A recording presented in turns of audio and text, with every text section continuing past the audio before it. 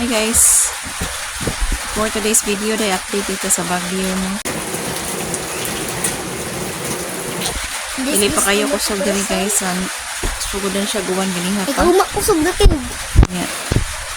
Ang balita guys, diri mo lang po sa Cebu, ang karong kadlawon. And I love you. Ato siya sa Camotes Island. Niya kabuntag ato to siya sa Katmon, so Antibok Cebu guys, apektado no. Niya daghan kay mga tao guys na Tignan nyo guys. nag-andam na, andam og mga gamit, mga pagkaon. Ganiha dito rin sa Save More guys, no, parang nangandam yung mga pagkaon, palit ako mga pagkaon guys, kanang ready to eat.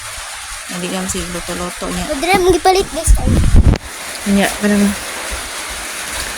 kuan sa kaya kung ba ng duty man guys, niya kamera mga bata dere. Iyan gyud ang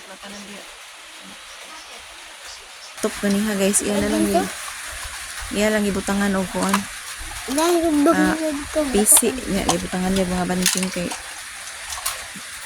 parang muligon-ligon gamay guys kaysa unam good pag bagyong udit bitaw. Nakuan siya kada nga hurot ni siya kalangkat.